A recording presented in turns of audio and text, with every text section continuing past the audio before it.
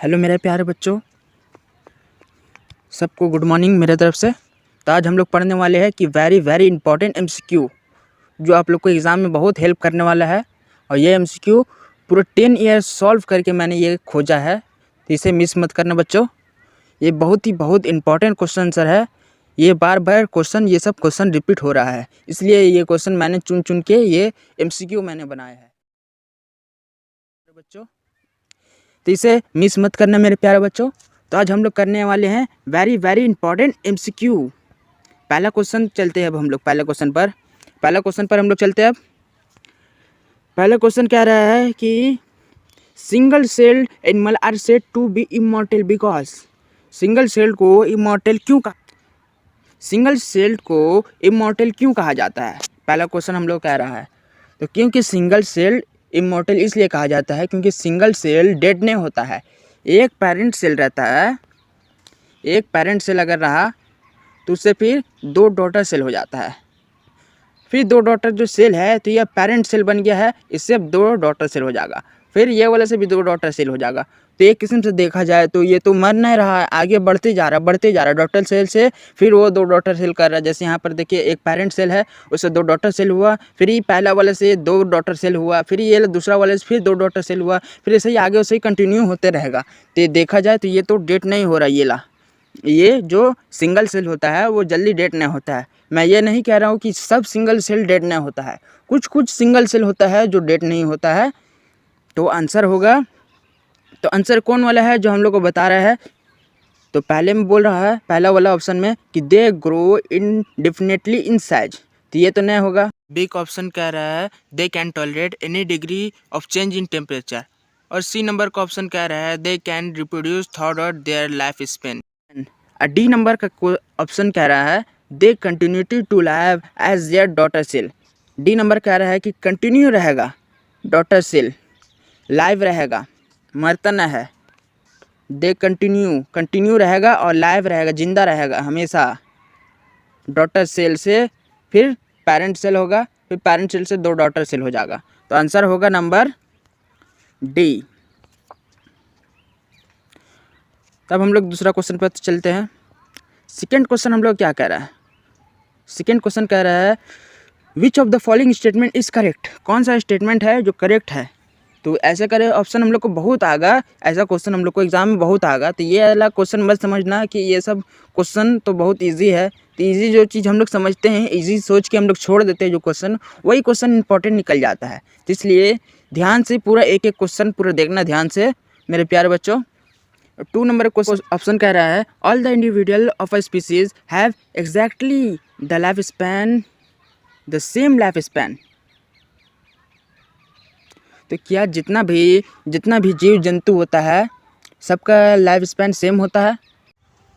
तो मेरे प्यारे बच्चों लाइफ स्पैन मतलब यहाँ क्या बोल रहे हैं, मतलब आप समझ रहे कि अगर किसी का कोई भी चिड़िया हो या जानवर हो, उसका ज़िंदगी से लेकर मौत तक जितना ज़िंदगी मिलता है उसी को लाइफ स्पैन बोलता है।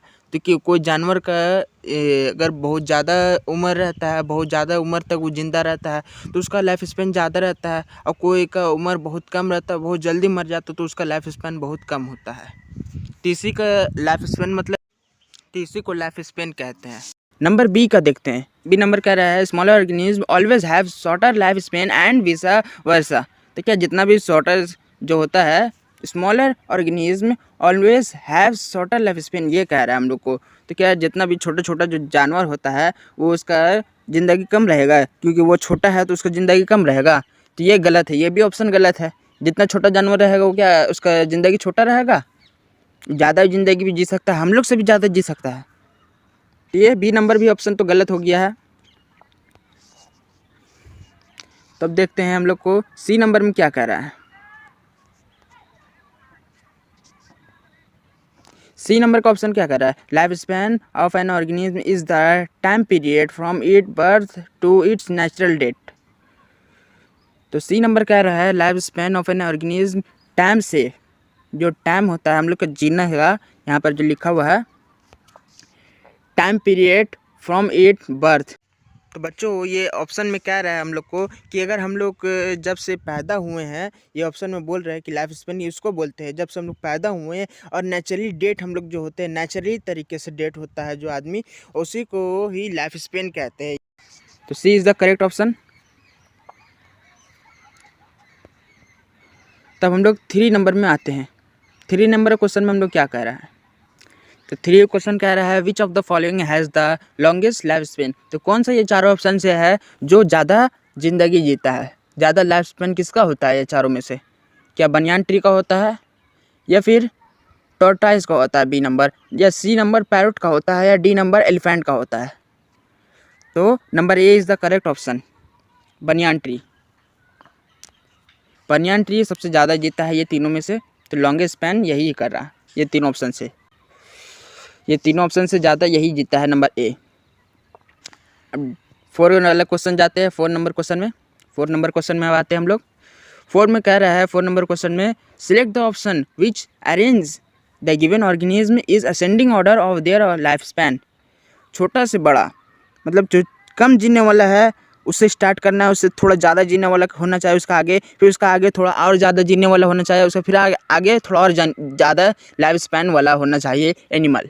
मतलब कम जीने वाला से स्टार्ट होगा और लास्ट में सबसे ज़्यादा जीने वाला यानी लाइफ स्पैन, सबसे ज़्यादा लाइफ स्पैन करने वाला जानवर होना चाहिए। तो कौन सा है ये चारों में से ऑप्शन में से? ए नंबर में ए नंबर वाला होगा, या बी होगा, या सी होगा, या डी? तो number C is the correct option, पहला वाला सबसे कम, उसके बाद थोड़ा ज़्यादा क्रोकोडाइल, और उसके बाद फिर पैरोट आता है, उसके बाद फिर बनियान ट्री आता है। तो 5 में हम लोग आते हैं।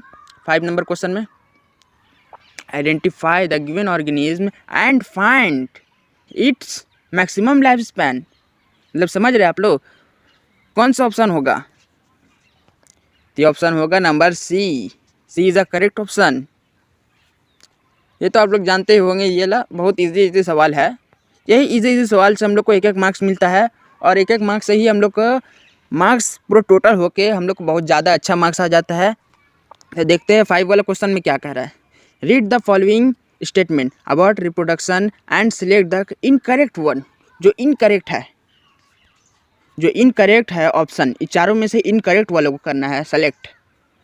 तो पहला ऑप्शन कह रहा है it is the biological process in which an organism gives rise to young one. मतलब एक जीव जंतु अपने जैसा ही बर्थ करता है, ये ऑप्शन कह रहा है, तो ये तो करेक्ट है। बी नंबर कह रहा है it enables the continuity of the species. तो बच्चों यहाँ पर ही कंटिन्यूटी ऑफ स्पीसीज मतलब बोल क्या रहा है? यहाँ पर ही कंटिन्यूटी ऑफ स्पीसीज मतलब बोल क्या रहा है हम लोग को यहाँ पर ही ये ऑप्शन में? ये हम लोग को बोल रहा है कि हम लोग का जैसे कोई जानवर हो गया, जैसे शेर हो गया, उस शेर का एक बच्चा है, वो बच्चा फिर बड़ा हुआ, उसका भी एक बच्चा फिर हुआ, तो वो ये क्या हो रहा है यहाँ पर ही? ये बतला रहे हैं यहाँ पर ही कि शेर का प्रजाति ख़त्म नहीं हो रहा, कंटिन्यूटी रह रहा है, फिर वो आगे बड़ा हो रहा, उसका भी एक फिर बच्चा हो रहा, तो फिर ये क्या हो रहा है? ये कंटिन्यूटी ऑफ स्पीसीज हो रहा, उसका प्रजाति ख़त्म नहीं हो रहा, तो इसी को हम लोग बोलते हैं कंटिन्यूटी ऑफ स्पीसीज। तो बी ऑप्शन सही है। और सी वाला ऑप्शन क्या कह रहा है? It produce genetic variation in organism, ये भी सही है। तो हम लोग को गलत वाला चूज़ करना था, और वह ए बी सी ये तीनों सही ऑप्शन है, तो आंसर होगा डी नंबर। लेकिन हम लोग एक बार पढ़ लेना चाहिए कि गलत है कि नहीं। तो डी नंबर का ऑप्शन में हम लोग क्या कह रहा है? It maintains population of the young and adult person only. क्या पॉपुलेशन जो है मेंटेन सिर्फ यंग और अडल्ट कर सकता है? तो ये ऑप्शन गलत है, और हम लोग को गलत ऑप्शन ही खोज रहे उतना देर से, हम लोग उतना देर से गलत ऑप्शन ही खोज रहे थे, और गलत ऑप्शन हम लोग को मिल गया। तो D number is the correct option, क्योंकि यंग और अडल्ट ही सिर्फ नहीं मेंटेन करता है पॉपुलेशन मेंटेन करने में, तो D is the correct option. अब आगे जाते हैं नंबर 7। तो 7 वाले क्या बोल रहा है? 7 वाले बोल रहा है dash is the life process that is not essential for an individual survival but for survival of the species. तो आंसर कौन सा होगा? ये बहुत ही आसान क्वेश्चन है। तो रिप्रोडक्शन से ही तो होता है सर्वाइवल ऑफ स्पीसीज, सर्वाइवल करता है स्पीसीज आगे, उसी के जैसा कंटिन्यूटी रहता है, सर्वाइवल करते रहता है स्पीसीज। तो B is the correct option. तब हम लोग आगे बढ़ते हैं नंबर 8 का। यहाँ पर से असेक्सुअल रिप्रोडक्शन स्टार्ट हो जा रहा है। तो 8 नंबर है, 8 नंबर क्वेश्चन क्या बोल रहा है? तो 8 number question, read the following statement about asexual reproduction and select the correct one. ये करेक्ट वन वाला जो क्वेश्चन है वो बहुत बार आते रहता है, तो ये हम लोग कैसे हम लोग को मालूम चलेगा करेक्ट ऑप्शन है या इनकरेक्ट ऑप्शन है? तो ये हम लोग को सिर्फ चैप्टर समझने से ही मालूम होगा। तो इसीलिए चैप्टर आप लोग ध्यान से समझिए बच्चों लोग, और इसी से चैप्टर आप लोग समझिएगा। इसीलिए आप लोग को ये दिया जाता है कि बच्चा लोग चैप्टर सही समझा है या नहीं समझा है, इसीलिए करेक्ट ऑप्शन और इनकरेक्ट ऑप्शन दिया जाता है बार बार हम लोग को। तो ये ऐसा ऑप्शन बार बार हम लोग को इसीलिए आ रहा है। तो यहाँ पर ही बोल रहा है करेक्ट वन ऑप्शन कौन है, तो हम लोग करेक्ट वाला ऑप्शन चुनना है। तो पहला ऑप्शन क्या कह रहा है? It involves a single parents. तो आसेक्सुअल जो है यहाँ पर ही, तो आसेक्सुअल क्या होता है? आसेक्सुअल जो है यहाँ पर ही, तो आसेक्सुअल क्या होता है? तो आसेक्सुअल सिंगल होता है, सिंगल। तो सिंगल पेरेंट होता है और सिंगल पेरेंट से 2 डॉटर सेल हो जाता है आसेक्सुअल वाला। तो यहाँ तो ठीक बोल रहा है पहला option, it involve a single parents. Single parents involve रहता है आसेक्सुअल में, डबल पेरेंट्स इन्वॉल्व नहीं रहता है, सिंगल पेरेंट्स इन्वॉल्व रहता है। तो ए नंबर मतलब 1 वाला सही है। 2 नंबर देखते हैं, it is a slower then sexual reproduction. तो ये गलत है। नंबर 3 क्या कह रहा है? It produce progeny that are genetically identical with the parent but not with one another. तो ये वाला भी गलत है। और 4 नंबर क्या है? द प्रोजेनी, 4 वाले क्या है? The progeny of asexual reproduction can be term as clone. तो 4 वाले सही है। तो 1 और 4 किस में सही है? तो 1 और 4 सी नंबर में ऑप्शन सही है, सी नंबर ऑप्शन सही है। तब हम लोग नंबर 9 में आते हैं। तो 9 वाला हम लोग क्या कह रहा है? Refer to the given figure, refer to the given figure. Figure यहाँ जो दिया हुआ है उससे select the correct option. Select करना है कौन करेक्ट ऑप्शन है। तो करेक्ट ऑप्शन क्या है? तो ये नंबर क्या कह रहा है? It is a type of parthenogenesis. B number कह रहा है it is a type of asexual reproduction. ये असेक्सुअल रिप्रोडक्शन ही हो रहा है। असेक्सुअल पेरेंट्स में सिंगल पेरेंट्स इन्वॉल्व रहता है, तो असेक्सुअल ही रिप्रोडक्शन है, यानी बी सही है। यहाँ पर असेक्सुअल रिप्रोडक्शन हो रहा है। ये फिगर में क्या है? असेक्सुअल रिप्रोडक्शन 1 से 2 हो रहा है, 2 डॉटर सेल हो जा रहा है।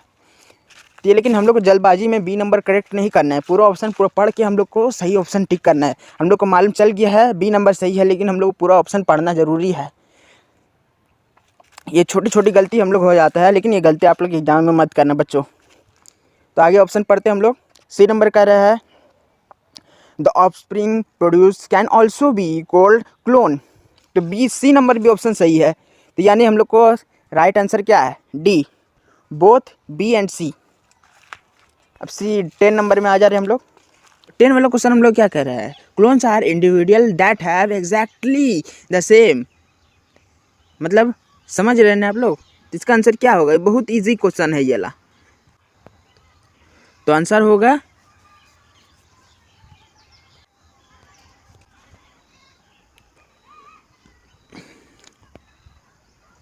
तो 12 का क्वेश्चन हम लोग क्या कह रहे हैं? Asexual reproduction is seen in member of kingdom. कौन है असेक्सुअल रिप्रोडक्शन का मेंबर ऑफ किंगडम में? कौन है मेंबर? कौन है किंगडम का? तो मोनेरा तो है किंगडम का मेंबर, प्लांटी भी है, एनिमेलिया भी है। तो इसका मतलब क्या? इसका मतलब हुआ number D is the correct option. D is the correct option है। ये बहुत इजी क्वेश्चन है और इजी से हम लोग को ही मार्क्स मिलता है। तो इजी क्वेश्चन समझ के कोई भी पीछे मत हटना, सब क्वेश्चन को ध्यान से देखना। 13 वाला क्वेश्चन क्या कह रहा है? During binary fission in amoeba which of the following organism is duplicated. तो क्वेश्चन तो आप लोग समझ लिए होंगे, तो आंसर क्या होगा इसमें का? तो ऑप्शन पढ़ते हैं पहले, कौन सा होगा आंसर? ए में है प्लाज्मा मेम्ब्रेन, बी में है न्यूक्लियस, सी में है कॉन्ट्रैक्टाइल वैक्यूल और डी में है ऑल ऑफ दिस। तो कौन सा आंसर है सही? तो आंसर होगा नंबर बी, न्यूक्लियस। तब हम लोग बढ़ते हैं आगे नंबर 14 में। तो 14 नंबर क्वेश्चन क्या कह रहा है, study the given figure is representing the process of binary fission in amoeba. तो कौन सा आंसर होगा करेक्ट, तो कौन सा आंसर करेक्ट लिस्ट में लग रहा है। तो हम लोग क्या है इसमें क्वेश्चन में क्या बोल रहा है ये ला, तो क्वेश्चन तो आप लोग पढ़ के समझ लिए होंगे कि यहाँ बोल रहा है कौन सा स्टार्टिंग से लास्ट में हम लोग करना है, कैसे न्यूक्लियस 1 से 2 हो जाता है और फिर ये कैसे कैसे 2 डॉटर सेल में कन्वर्ट हो जाता है। तो यहाँ हम लोग देख रहे हैं कैसे कैसे हो रहा है। पहले एक तो हम लोग को यहाँ दिखाई दे रहा है नंबर 3 में क्या है यहाँ पर ही, पहले छोटा ऐसा एक तो रहता है न्यूक्लियस, उसका थोड़ा बड़ा होता है यानी कि नंबर 5, और उसका फिर बड़ा होने के बाद हल्का थोड़ा न्यूक्लियस डिवाइड होने लगता है। फिर नंबर 4 में क्या है, 4 में दिखा रहा है डिवाइड होने वाला है, बस हल्का सा खाली अलग होने में एकदम बाकी है। फिर नंबर 1 में दिखा रहा है 2 डॉटर सेल में कन्वर्ट हो गया। तब हम लोग को मालूम क्या चल रहा है कि इसका आंसर कौन सा है, तो आंसर होगा शायद 3, उसका 5, उसका 2, उसका 4, इसका 1। तो ऐसे करी कौन वाला ऑप्शन में है, तो ए नहीं है, बी नहीं है, 3 is the correct option, 3 is the correct option, मतलब सी नंबर करेक्ट ऑप्शन है।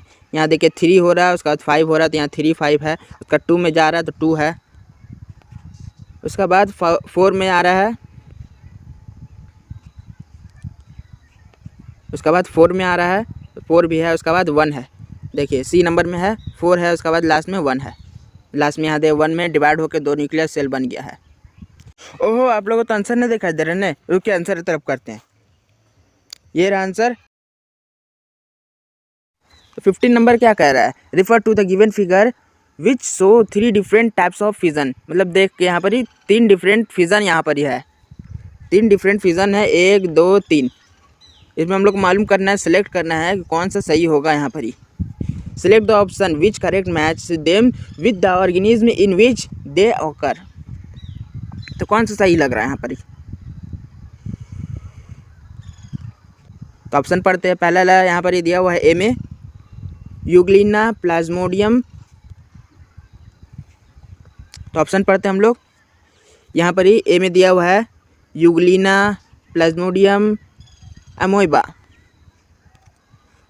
बी में बोल रहा है प्लाज्मोडियम पैरमीसियम यूग्लिना, सी में कह रहा है यूग्लिना पैरमीसियम स्क्रीसिया, डी में कह रहा है यूग्लिना पैरमीसियम अमोइबा। तो कौन सा आंसर सही है, सही आंसर है number D is the correct option, क्योंकि पहले यूग्लिना उसके बाद फिर पैरामीसियम होता है, उसके बाद अमोइबा होता है। तो अब आगे बढ़ते हैं 16 नंबर क्वेश्चन की तरफ। तो 16 नंबर भी हम लोग को सेलेक्ट करने बोल रहा है इनकरेक्ट स्टेटमेंट। ये बार बार सेलेक्ट करने क्यों बोल रहा है हम लोग को कि सही वाला इनकरेक्ट या करेक्ट वाला बार बार हम लोग क्यों आ रहा है ऑप्शन, क्योंकि इसलिए आता है क्योंकि एग्जामिनर चाहता है कि हम लोग पूरा पढ़े कि नहीं, इसलिए हम लोग को ज़्यादातर हम लोग को सिलेक्ट करने बोलता है कौन सा ऑप्शन ये चारों में से सही है।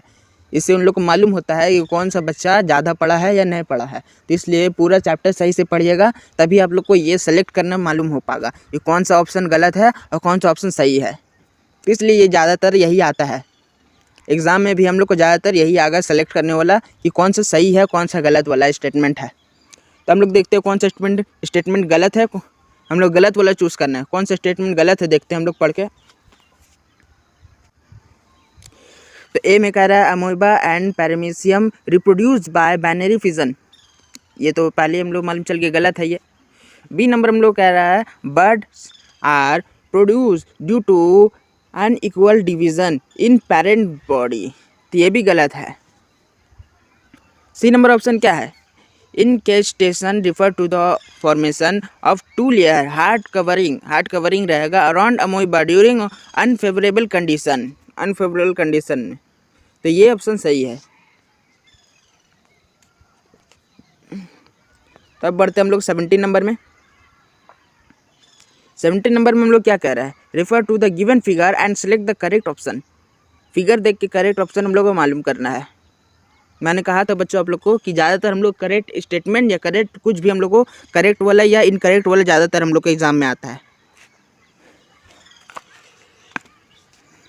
क्योंकि एग्जामिनर चाहता है कि हम लोग को पढ़े कि नहीं पढ़े, ये हम लोग को चेक करना चाहता है एग्जामिनर। तब हम लोग क्वेश्चन में क्वेश्चन तो हम लोग पढ़ लिए कि फिगर हम लोग को देख के करेक्ट ऑप्शन देखना है, तो कौन सा आंसर सही है, कौन सा आंसर सही है। तो पहले ऑप्शन तो पढ़ना पड़ेगा, ऑप्शन पढ़ेंगे तभी ना मालूम होगा कौन सा सही है कौन सा गलत है। तो ऑप्शन पढ़ा जाए। ए नंबर का ऑप्शन में कह रहा है C and D reproduce by budding that include nuclear division only. मेरे प्यारे बच्चों, ये वाला ऑप्शन गलत है नंबर 1 का, क्योंकि नंबर ए वाला ऑप्शन इसलिए गलत है क्योंकि यहाँ बोल रहा है सी डी न्यूक्लियर डिवीजन कर रहा है, लेकिन यहाँ पर डी वाला सिर्फ न्यूक्लियर डिवीजन हो रहा है, एक ठो न्यूक्लियर से 2 ठो डिवीजन हो रहा है, तो ये ऑप्शन गलत है। बी में कह रहा है all of this, B number कह रहा है all of this reproduce by the asexual mode of reproduction. क्या जितना यहाँ पर ये ऑल ऑफ दिस है, यहाँ पर ये जितना सब है ए से लेकर डी तक, वो क्या सबको असेक्सुअल मोड ऑफ रिप्रोडक्शन करता है, तो ये गलत है। सी नंबर क्या कह रहा है, B represents multiple fission in an alga. तो सी नंबर ठीक बोल रहा है, ये मल्टीप्लाई करता है, सी नंबर वाला multiply fission in an alga सही है ये। तब हम लोग जाते हैं 80 नंबर क्वेश्चन में। 80 नंबर क्वेश्चन में हम लोग क्या कह रहा है, study the following figure and select the correct statement regarding this. तो कौन सा यहाँ पर ही करेक्ट है।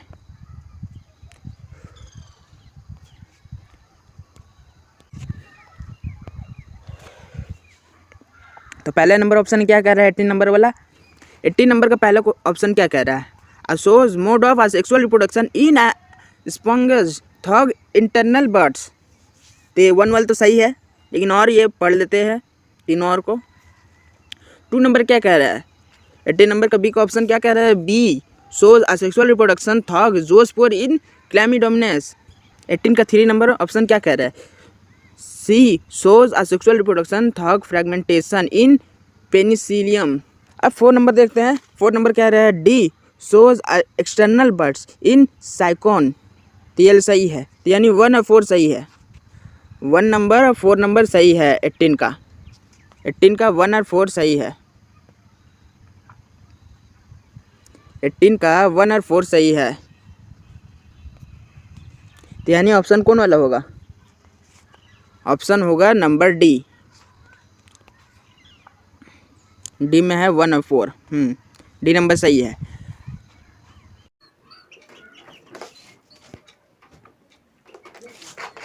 तो बच्चों अब हम लोग नंबर 19 नंबर क्वेश्चन कर रहे हैं। तो 19 नंबर क्वेश्चन हम लोग क्या बोल रहा है, तो पढ़ते हैं हम लोग 19 नंबर क्वेश्चन, और फिर 20 नंबर क्वेश्चन करेंगे तो हम लोग खत्म हो जाएगा आज का क्लास। तो देखते हैं अब हम लोग बच्चों, हम लोग 19 नंबर क्वेश्चन में आ गए हैं। तो 19 नंबर क्वेश्चन हम लोग क्या कह रहे हैं, तो 19 नंबर क्वेश्चन में हम लोग विच of the following is not used for vegetative propagation, vegetative propagation वाला क्वेश्चन आया इस बार। तो कौन सा आंसर सही है, तो आंसर तो नंबर डी नंबर सही है, D number is the correct option, D number सही है।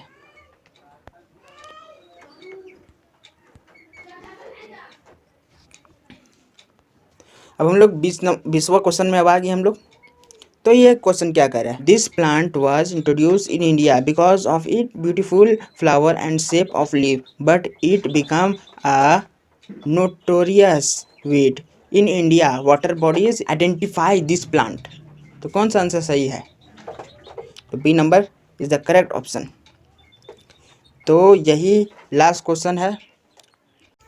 तो मेरे प्यारे बच्चों, ये 20वां क्वेश्चन जो मैंने लास्ट बोला है, तो इसका मतलब ये मत समझना आप लोग कि चैप्टर 1 का सिर्फ 20 ही क्वेश्चन होगा। वेरी वेरी इंपॉर्टेंट एमसीक्यू आगे भी है हम लोग का, वेरी वेरी इंपॉर्टेंट एमसीक्यू जो पार्ट 2 में मिलेगा आप लोग को। अब पार्ट 2 का एमसीक्यू आप लोग देखना भूलना मत, क्योंकि वो भी बहुत इंपॉर्टेंट एमसीक्यू है। तो मेरे ख्याल से आप लोग को आज की वीडियो बहुत अच्छा लगा होगा और पूरा समझ में आ गया होगा। ऐसा मैंने समझाया है कि आप लोग को पूरा समझ में आ गया होगा। आज का एमसीक्यू यहीं पर ख़त्म होता है। ये वेरी वेरी इंपॉर्टेंट एमसीक्यू है, इसे ध्यान से फिर से आप लोग रिपीट कर लेना एक बार और। तो आज का वीडियो यहीं पर ही समाप्त करते हैं, और आपको वीडियो अगर अच्छी लगी होगा तो प्लीज़ लाइक एंड सब्सक्राइब, और साथ ही साथ बेल आइकन ज़रूर दबाना, जिससे आपको नोटिफिकेशन मिल सके कि आपके आगे वीडियो का नोटिफिकेशन आपको मिल सके। और शेयर कर देना आप लोग अपने सारे दोस्तों में।